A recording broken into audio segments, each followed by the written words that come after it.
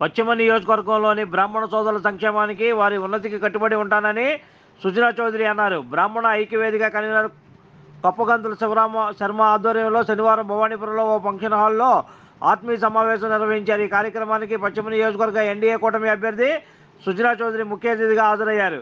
ఈ సందర్భంగా ఆయన మాట్లాడుతూ బ్రాహ్మణుల ఉన్నతికి వారి ఆర్థిక సంక్షేమానికి నిరంతరం కట్టుబడతానని అన్నారు. వైసీపీ 5 ఏళ్ల పాలనలో బ్రాహ్మణ జాతిని నిర్విరామం చేసి వారి అభివృద్ధికి ఏమాత్రం సహకరించలేదన్నారు. బ్రాహ్మణుల మీద అనేక దాడులు కూడా జరిగాయని ఆవేదన వ్యక్తం చేశారు.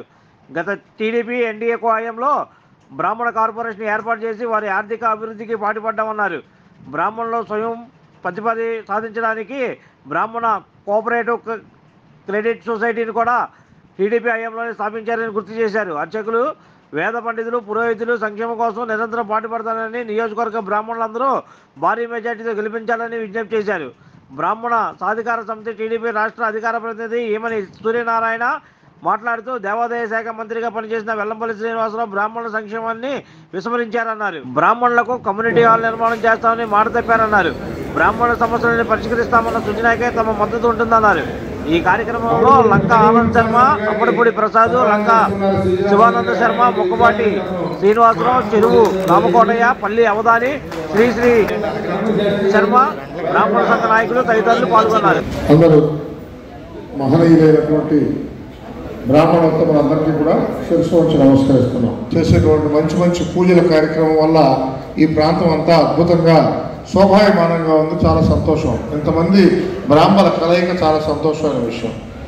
రెండో విషయం, ఈ కార్యక్రమం కోసం చాలా అద్భుతమైనటువంటి విధంగా అందరినీ కూటమిలో తీసుకెళ్తున్నారు. ఇక్కడికి వచ్చినటువంటి కార్యక్రమం కూడా మీ అందరికీ తెలిసిందే. ఎందుకంటే మాకు అందరి గురువులు శివుడు పోషకులు ఉన్నారు, మాట్లాడుకోవాల్సిన అవసరం ఉంది. ఈ నియోజకవర్గంలో చూపించిన ప్రకారం ఇక్కడ విజయవాడ బ్రాహ్మణులు పెద్దవారందరూ కూడా ఒక ఆత్మీయ సమావేశం ఏర్పాటు చేసి దాన్ని ఆహ్వానించారు. వారందరికీ కూడా ధన్యవాదాలు. బ్రాహ్మణులకి పశ్చిమ నియోజకవర్గానికి సంబంధించిందే కాదు, జనరల్గా వాళ్ళకి చిన్న చిన్న సమస్యలు ఉన్నాయి. ఆ సమస్యల మీద దృష్టి పెట్టి ఆ సమస్యలకి సొల్యూషన్ తీసుకురావాలనే విధంగా వాళ్ళు రిక్వెస్ట్ చేశారు. డెఫినెట్గా నా తరఫున సాధ్యాసాధ్యాలు అన్నీ ధైర్యం చేసి ఎలాగైతే చేయగలమో ప్రయత్న లోపం లేకుండా చేస్తా అని చెప్పాను. పశ్చిమ నియోజకవర్గంలో చాలామంది ఉన్నారు. ఇక్కడ ఉన్న దుర్భర పరిస్థితుల్లో చిన్న చిన్న రోడ్లు, డ్రైనేజ్ ప్రాబ్లమ్, వాటర్ ప్రాబ్లమ్ అన్నీ ఉన్నాయి. Common problems. కానీ బ్రాహ్మణులకి కొంచెం స్పెషల్గా ఫోకస్ చేయాలనే విషయంలో వాళ్ళు స్ట్రెస్ చేయడం జరిగింది. అవి డెఫినెట్గా మేము ప్రభుత్వంలో రాగానే పని మాత్రం 100 రోజుల్లో ఇక్కడ మనం మాట్లాడిన ప్రతిదీ కూడా 100 రోజుల్లో మొదలు పెడతామైతే చేస్తాం.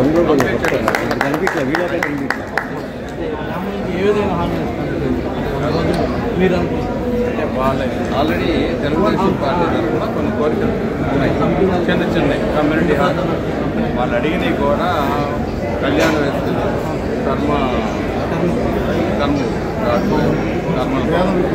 వేద విద్యాలయాలు, ఇవన్నీ కూడా చాలా అవసరం. ఎందుకంటే మన వేదాన్ని రక్షించాలంటే వాళ్ళు మన బ్రాహ్మలే కాబట్టి డెఫినెట్గా చేసి పెట్టారు.